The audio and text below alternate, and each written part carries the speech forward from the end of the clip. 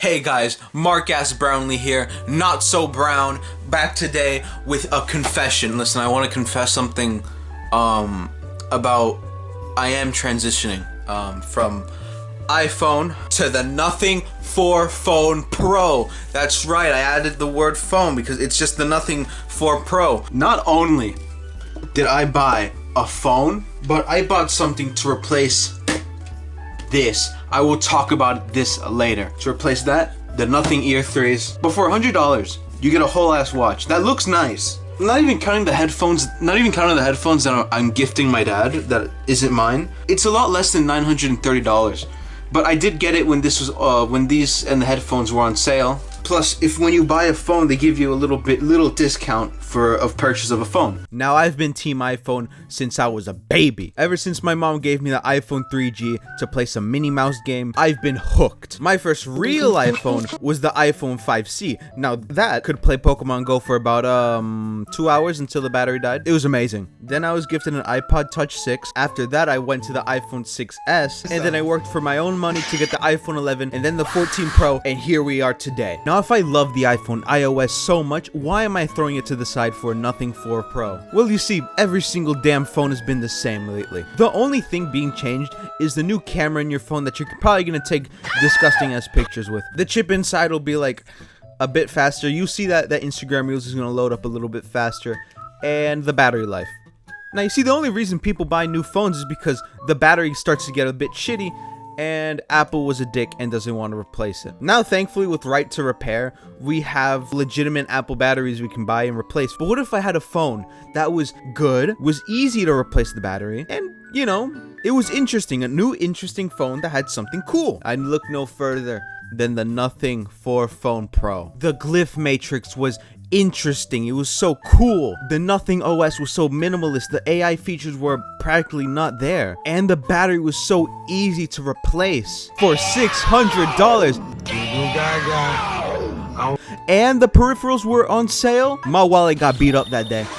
Now, first, I want to talk about the Nothing watch I bought. I'll talk about the phone later, but at the end. So basically, the Nothing watch. It's pretty cheap for like $89 the day I bought it because it was on sale. What do I think about it? I realize now I don't need it. I don't work out like a lot. I do work out, but I don't work out like a lot to justify a whole ass purchase for a smartwatch to track my fitness. It has all the fitness features that you'd be expecting. It can take calls, it can manage your music, it can do everything that like an Apple Watch can do. But would I recommend the Nothing Watch 3 to people who do use it for fitness and for just for style? Yes, I would recommend it. It's really good for the price that you're getting. AirPods, the staple to Apple's headphones. I have a lot to say about them. On Christmas, I was gifted AirPods Pro 3, and they sounded so good. I was bumping all my favorite tracks with my AirPods. You wanna know what happens? Not even a month in, they die! My AirPods die! Oh my god! Unusable! My Shayla! They're gone. There's just an orange light flickering, and it wouldn't even hold charge. Now, I know I have a 3-year warranty, so I go to Best Buy. I go to customer service, and I say, hey, can I get these replaced? I talked to someone on the phone, and they said I don't need a receipt as long as you know what the credit card is. I can return them, and maybe I can get another pair. They say, oh, no, fam, we can't do that. I even get the manager involved. They couldn't do jack shit. They say, yeah, you gotta go to the nerd place. I go to the nerd arena, wherever it's called, Geek Squad. That's where I wait in line, and I finally talk to someone, and they say like, yeah, even though I'm talking to you right now and there's like nobody here, you gotta have an appointment to talk with me. What the fuck? And in order to make an appointment, you have to make a Best Buy account. So I gave the devil my information, I signed my life away, and I finally got an appointment 5 minutes later, and I sat there with the same guy, and he was like, yeah, we took your AirPods and we tried to like get something out of them. Yeah, we were testing them, and we can't connect them to our demo phone. So like, and turns out they don't work. No shit. So basically, they had me standing there to tell me what I already knew, and they couldn't even send them to Apple. In that moment, I really just wanted to hurt somebody, but really what I was planning to do was just buy a new AirPods Pro 3, put the bad AirPods in the new box, and just return them, get my money back. But you know, karma would probably kick my ass. And you're probably saying, why didn't you do that? What, the $1 billion corporation lost like what, $100 of profit? Yeah, I was thinking that, but like, I was just tired, man. Plus, a new case on Amazon from a third party was like, yeah, it was like $30. I don't rock with AirPods anymore, but when I saw the Nothing Ear 3s and reviews for them, yeah, I got them. I mean, shit, I'm getting the Nothing 4 Pro. Nah, I mean, shit, why not? The case design is just as slim as AirPods Pro 3. That's what makes it feel so good when it slides in your pocket.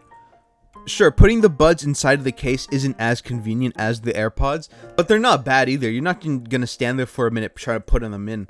And unlike the AirPods, the Nothing Ear 3s, you're able to customize your listening experience. If you like bass, turn it up in the Nothing X app. And honestly, with this customizability, I'm able to hear things in songs that I wasn't able to hear before. And I think these do sound better than AirPods Pro 3. Now, the case has a button on the side called Super Mic. It's basically just a dedicated microphone for phone calls or just recording in general. I never found myself using it, but when it's been in my pocket, my phone has accidentally like pushed the Super Mic, and it's just been really annoying, but it doesn't happen very often. Now, after a month with this phone, how do I feel? Does it make my balls hot? Does it make my balls cold? Why am I talking about my balls? Well, I'm here to say, after unboxing the phone, I immediately fell in love with it. It was hefty. It came with a protective case. What iPhone you know came with a case, huh? Exactly, no iPhone came with a case. I got robbed. Spent $1,000 on a phone. Didn't even give me not one little plastic case. But I spent $600 or $500 on this phone, and I get a plastic case and a SIM card remover. Yeah, eSIM plus physical SIM. That physical SIM saved my ass, by the way.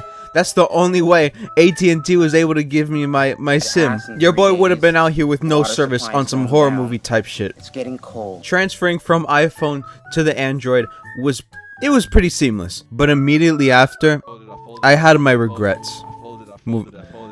The gallery app was a mess. Everything felt so... I miss my iCloud email. I don't got access to that on this phone. I'm gonna get all the cons out of the way. This swipe feature that this entirety of Android uses. What is this? You have to swipe to go back on things, and sometimes it'll happen accidentally, and it got so annoying to get used to. And Android specific apps are built around this feature, which is so annoying. My next con is the Essentials key. This button on the side, I don't know how to reprogram it to open another app or something, but it's for the AI assistant.